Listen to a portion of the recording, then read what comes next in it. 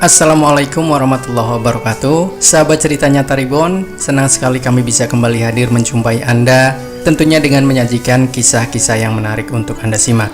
Kali ini kami akan berbagi satu kisah yang berjudul Membingungkan, hidup di penjara wanita tanpa ada laki-laki di dalam sel. Belasan tahanan ini ditemukan mendadak hamil. Siapa ayah dari bayi-bayi itu? Sebuah kasus yang cukup aneh dan menghebohkan pernah terjadi pada tahun lalu. Sebuah penjara yang seluruhnya diisi oleh wanita memberikan kabar aneh.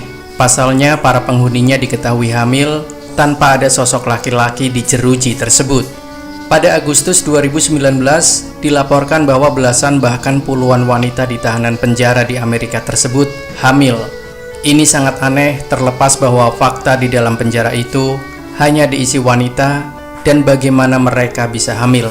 Menurut keterangan penjara tersebut, terisolasi dari dunia luar dan tidak ada laki-laki di sekitar. Karena kejanggalan itu, akhirnya tes DNA pun dilakukan untuk mengungkap siapa ayah dari bayi dalam kandungan para tahanan. Setelah dites sampai DNA menunjukkan bahwa semua bayi memiliki sampel darah yang sama, artinya bahwa mereka memiliki ayah yang sama. Tak lama setelah itu, seorang sopir penjara berusia 40 tahun ditangkap.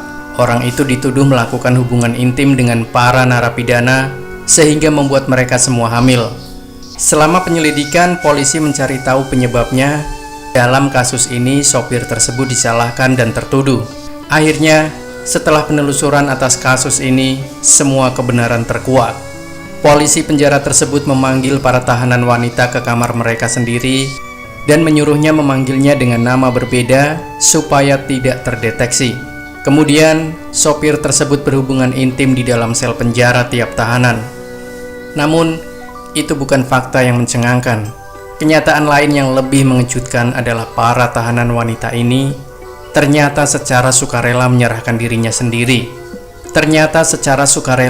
menyerahkan dirinya sendiri. Mereka mau berhubungan intim dengan sipir penjara karena kebutuhan fisiologis mereka. Meski demikian, ternyata ada alasan kuat mengapa mereka mau diajak berhubungan intim dengan sipir penjara tersebut.